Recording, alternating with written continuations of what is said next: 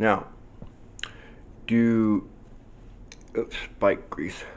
Do any of you remember um, like early 80s, 70s, 80s, maybe slightly into the 90s when first you didn't hear a lot of conspiracy theories about governmental control, corporate control, and all of these things, censorship, and you didn't.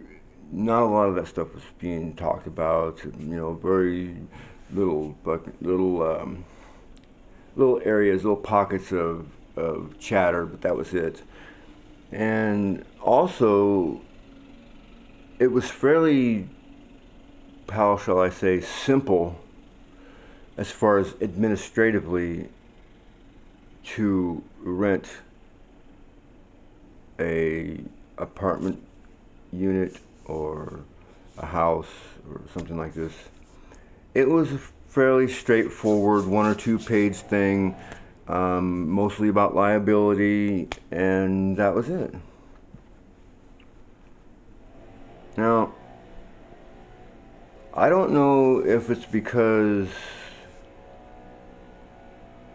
I'm crazy and there's some other people that are, you know, not so adept at taking care of themselves. They make bad decisions, okay? I used to. I still do. I'm nuttier than a what do I say? See, I don't even know. Crazier than a pet coon, okay? And I recently have gotten federal assistance to get into a place to live and off of the streets. And I used my, I've been awarded benefits for mental health issues. I'm not going to get into that. As you can see, talking to me, I'm obviously nuts. So anything I say in this video is quite obviously from a totally crazy lunatic. So just remember that. So, like I was saying, the process used to be fairly simple and straightforward. And of course, anytime you're going to involve any sort of administrative entity or governmental entity into your affairs, it's automatically going to become substantially more complex. Well, even back in the day, and when I say that's slang, that's from my generation back in the day, that means, you know, 20, 30 years ago. That's generally what it means. So keep that in mind when you talk, when you listen to this crazy person talk. And it's been a while since I actually rented my own residence as an apartment or a house or anything like that. I, through many bad decisions, had been, you know, barely keeping the rain off my head. And in 2003, I lost my business and lost everything because of some bad decisions.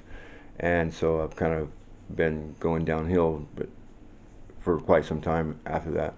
But recently decided that I didn't want to die a poor, lonely, sick, old man in a bush, in the rain, by myself. That wasn't something that really appealed to me. I mean, the reality of that is you might as well just eat a bullet right now, and I'm not ready for that. I'm an artist and I love my art, and I will pursue my art, and it will come. There will come a day when I manage to turn my art into a source of revenue that is sufficient to supply me with my needs. Until then, thank God that I live in a beautiful, great country like America that helps people that are willing to help themselves. Even people that aren't willing to help themselves, that will just suck off the system. And I'm not going to sit here and lie to you. There was a few years when I did that, and I'm a piece of crap for that. But I really do have some issues that make being around large groups of people, like in employment, difficult for me because I have some maladjusted social skills, and I'm coming to terms with them, and I'm trying to confront them and change them. And I'm making pretty good headway. I've been going to counseling every week for almost 6 months now. I got clean and sober for about almost 6 months now, um, and I think I'm doing really well. And there will come a time very very soon when I will have conquered those maladjustments, if you will, and I will be able to function with grace and some tolerance and patience in a social setting, and that's what I strive for. And I think at that point um, is when I will really excel at the idea of my artwork being a source of revenue for me. So I really do think that if I try really hard and I continue to put effort into it, that it will they will just kind of like come together at a point, and that's when things will really kick off for me. And that time is coming very very soon. My goal is one of my simple goals is to get an art gallery in the urban area of Seattle somewhere. You know, I may not be able to pick my exact spot, and hopefully I can find a spot that's conducive and is immersed in the type of demographic that I need to get it going. But an art gallery that is geared towards low-income people, to allow them to join in the pro. It's because I want to form a program that allows them to come in and produce artwork for nothing. And so I think the art is beautiful, and I think that if you can help somebody arrive at a perception that things are beautiful, and then I think that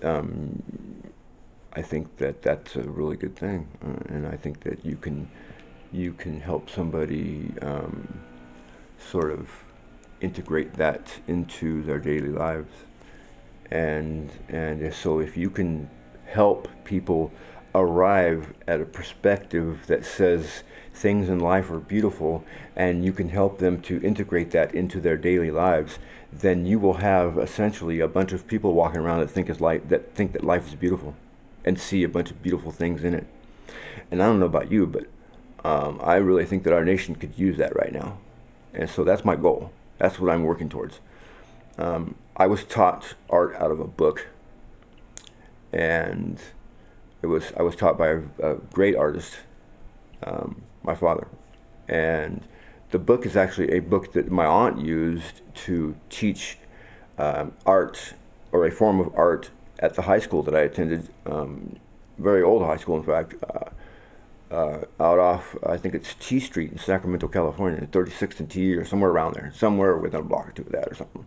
I don't remember exactly, but 36th and Broadway was where I was living, and so it was just 2 blocks away, in fact, where the school was.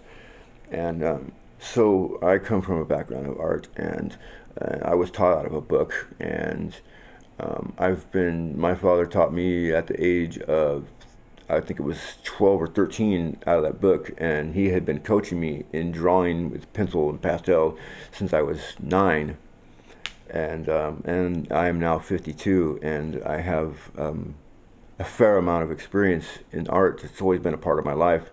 Even when I got in trouble and was incarcerated, I always drew, and in fact that's what I leaned on while I was incarcerated, to help me with getting everyday things like, you know, a snack or a sweet or a bowl of soup, or, you know, something to snack on in your cell when you're not participating in the program. You're in your cell locked down.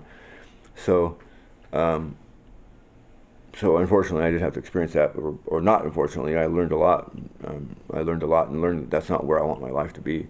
So anyway, so I really think, and also at age 15, my father and we taught each other how to develop black and white film. So My aunt was a photography teacher at the high school, Sacramento High School, and she donated a couple of the old cameras that the school was going to throw away to me and my father. And so we lived on Cobb Mountain in California, right outside of Lake County. Or it might have been in Lake County, actually. I don't recall exactly. I was young. I was 15. But I would come home from school, and I would throw a roll of film in the camera, black and white, and I would go out into the woods by myself and shoot a bunch of pictures, and then come back and develop the film myself. Me and my father, we would develop it, and that was our daily routine for probably a good couple months anyway, a couple, 3, 4, 5 months, and it may not have been that long. It may have been 2 or 3 months, but nevertheless, it was a hands-on every day. This is what we're doing. So we both became fairly proficient at it. In fact, we both became really good at it, and we super enjoyed it. And that is a very fond memory of me and my father that I'll never let go. And yeah. So anyway, so with that experience, and with the limited awareness that I do have, I really think that an organization that would allow or provide the opportunity for poor people, low income, I don't like the word poor, low income people, because there's nothing poor about people. I love all people, and whether they got money or not, whether they have money or not, means nothing. It means not. In fact, I think that in many cases, having more money is really confusing to your spiritual self, and can cause a lot of discontent and unhappiness and worry and anxiety and a lot of things for many different reasons, which I don't want to philosophically, I don't want to get into right now. But yeah, so and then the means of support for that place would be, selling their artwork and asking for a donation of 10 to 15% of their earnings. And I really think that if a person, me, which I'm going to do it, I'm getting the mindset. I'm preparing myself right now for such a task, and it's going to take a little bit of money that I don't have right now, but that's what I'm going to do. That's what I'm going to do. That's what's going to happen, and I'm going to make it happen. And I'm going to help facilitate the opportunity for low-income people to explore the art they have hidden within themselves, and in a manner that doesn't create detriment for their families if they have one, and in a way that allows them to continue to support their family financially with paying the bills and so forth, and don't have to worry about the burden of coming up with art supplies and so forth, or the space to do it as well. Because in my own experience, art supplies can be very expensive, especially depending on what sort of medium you like. Like, for instance, acrylic or oil paint. You're talking about, especially oil paint. You're talking about potentially hundreds of dollars, if not thousands of dollars, in supplies just to produce, 20 or 30 paintings, and so even just 10 or 15 paintings, depending on what size they are. I mean, really, canvas can be, you can pay $100 for a frickin' 18 by 36 canvas, or an 18 by 30 canvas. I mean, you really can. It's really super expensive stuff, man. And so if you could provide that for somebody, at no cost, well, of course, you're going to be, asking for them to give just like you gave to them, and that's perfectly acceptable in society. In fact, that's the way society should be. That's the way things should work. But anyway, that's philosophical crap too. That's not something that I want to, dive into right here. That's just that. In fact, saying things like that could actually defeat the purpose, because it could be perceived the wrong way, taken the wrong way, and not understood, and lead into things like, oh my God, he's So I just let me avoid all that, and just say that I really want to help low-income people like myself be able to provide or produce and share with society beautiful things.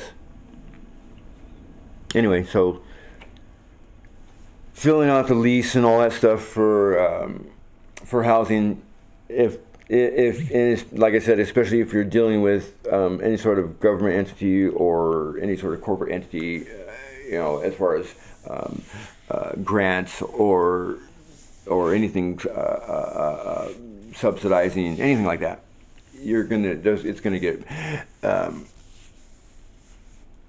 exponentially more complicated.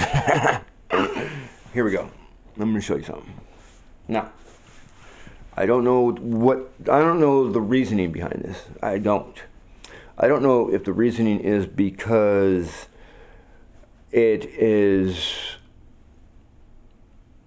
systematically thought, in the system that does this, that does this type of thing, because there is an administrative and bureaucratic system that does handle this type of thing, and a corporate structure that handles this type of thing as well. And that is all of the liability, and, well, mostly it's liability. I mean, really, let's call a duck a duck. It's liability.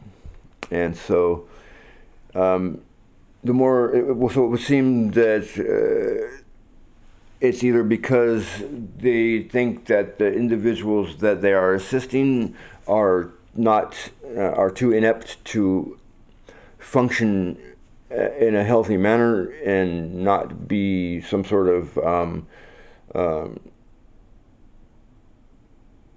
wrench in the works, and that they need constant guidance and direction. I don't know if that's the reason. I just really don't know what the reason is. I mean, I have ideas in my head what I think it is. But what I see is a form of, I'm not even going to say that word.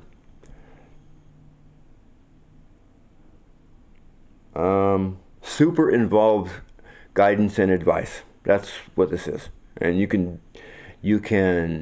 put whatever label you want to on it. But I'm going to show you something right now. 1989, if you were, say, a Section 8 client, there would be some paperwork involved and stuff, and you'd have to jump through a few hoops. And granted, you are, getting some major assistance in your day-to-day living financially. So, of course, it's to be expected. You're going to have to answer. Period.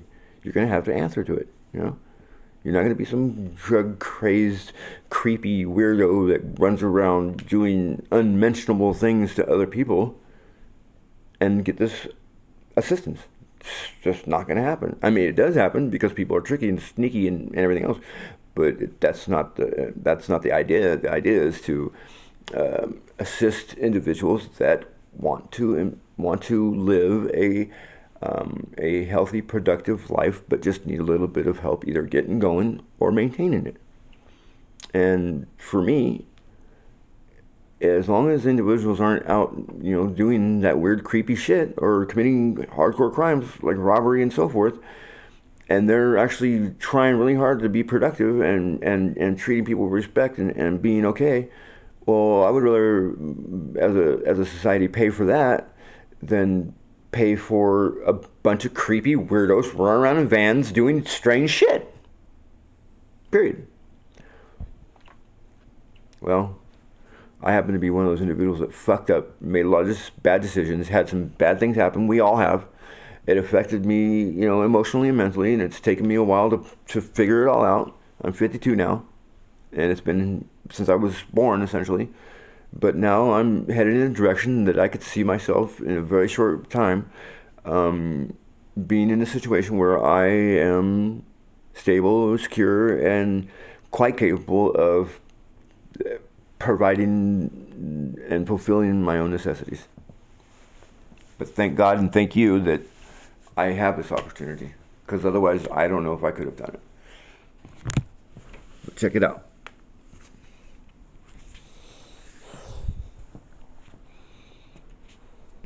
Here we go. Ready?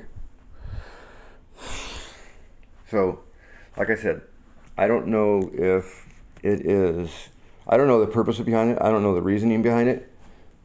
I just see it. And, I don't know. It's pretty crazy. Like I said, it used to be just you know, maybe at the most 10, 12 pages, you know? I mean, maybe 20. But I don't know if you're seeing what I'm showing you, but you explain this to me. Explain this to me. This is everything that I can't do. Not everything I can do. This is everything that I can't do. Okay? Everything that I can't do. I think the list of everything that I can do is far smaller than this. Anyway, God bless you. God bless you. I love you. And live long and prosper.